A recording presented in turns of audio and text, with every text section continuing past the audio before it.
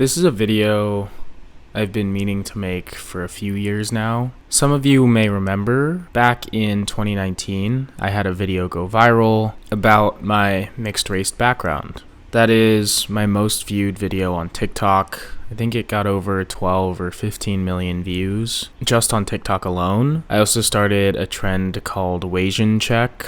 Wasian means white and Asian. Thousands of people use the audio. It was cool. We all had this shared identity and we found each other on the internet. But that aside, let's talk about how being mixed really is. I'm going to start by diving into my background, and I'm going to make sure that I add timestamps if you want to skip around. So I'm 5 different ethnicities. In the TikTok back in the day, I had captioned it late at night and said nationalities, which is not true. They're ethnicities. My dad is full Japanese. My mom is Swedish, Italian, Puerto Rican, and Filipino. That comes from her mom, who is full white. She's half Swedish, half Italian. That's my grandma.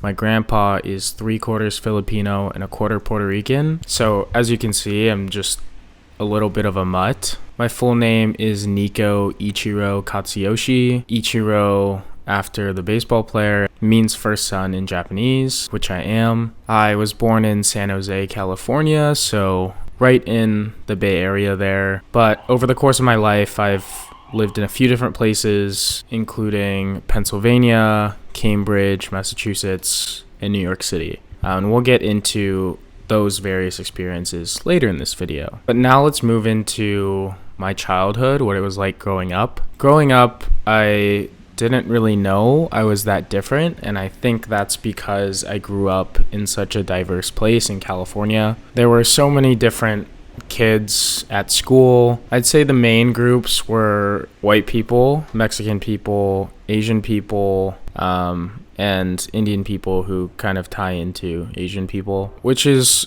pretty diverse compared to a lot of other places in the world. So growing up, I didn't really think I was that different. I'm actually 5th generation Japanese American, so my Japanese family doesn't even speak Japanese. I'd say I get more Hawaiian culture from my Japanese side, since that's where they moved from to get to California, than I do like actual Japanese influence. We would also visit once a year because we had family in Hawaii. But back in World War II era, part of my family was in Hawaii, and then the other part of my Japanese family, my dad's mom's side, was on the mainland in California. I think Hawaii was 3/4 Japanese at the time, so they couldn't really intern people and send them to camps because there were so many of them. But on the mainland, my family did get sent to internment camps. I don't know if you've learned about American internment of Japanese people, but basically Japanese people wanted to prove that they were loyal to America, and many of them whitewashed themselves or just tried to become as American as possible to fit in and not have to get questioned as spies ever again. So I think a lot of our Japanese culture got stripped away through that experience. I would like to get more into the culture in the coming years, but that is besides the point. So yeah, I'd say I grew up very white. Now, in my eyes, I don't see that as a bad thing because of the other places I would end up in my life. If I had grown up with very strong Asian influences, I think it would have been harder for me to code switch or change to fit into the environments I would later be in. So yeah, I lived in California from the time I was born until I was about 14 years old. And then I moved to Northeast Pennsylvania, which was very much a culture shock to me. At the middle school there, I was one of 50 kids. There were only 1 or 2 other Asian kids in my grade, and in art class the teacher would always confuse me and the other Asian kid. Pennsylvania for me was the first time I realized that I was different and I looked different. And I think that's where I had an identity crisis. I know a lot of Asian people who grew up in predominantly white places will very much relate to this experience, but I just tried to blend in. I was buying Vineyard Vines clothing. I was interested in white girls. I had to like dress very preppy. I played lacrosse at one point. I had a comb over. Basically, I was just trying to fit in. I also traveled a lot in my teens for a lot of wrestling tournaments, and sometimes was almost grateful that I wasn't full Asian, seeing the way that people would look at my dad, who was full Japanese, or talk to him. Some of them wouldn't even think he spoke English without even giving him the chance to talk. I remember one time someone told him, "Wow, you speak really good English," and his response was, "Yeah, this is my first language. Like, I don't know any other languages." Growing up in California was both a blessing and a curse. So I got through high school and I moved to Cambridge for college. College was fine because college you get all types of people from all different places. And I was more so like the TikTok guy at that point than I was the mixed person.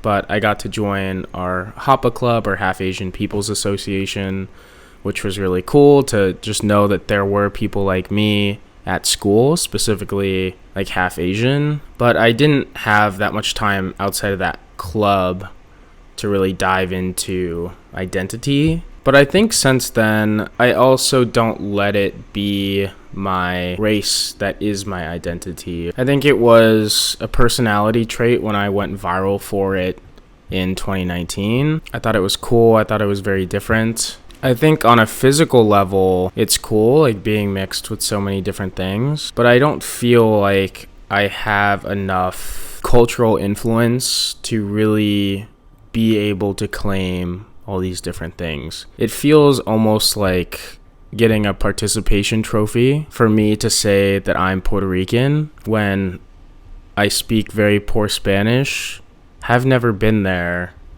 and am just not very familiar with Puerto Rican culture. Even in Japan, I've been to Japan 2 times over the course of my life, and feel very much like an outsider when I am there. I think I feel very comfortable in big cities with lots of different people because diversity is so strong. But everywhere else, I just feel like I don't really fit in. I feel like people just put me in a specific box. If I'm in Pennsylvania, I'm plugged into the Asian box. If I'm in Japan, I get plugged into the foreigner box. I'd expand it outside of major cities, but like California, Hawaii, and New York City are the only places where I've really felt like I fit in.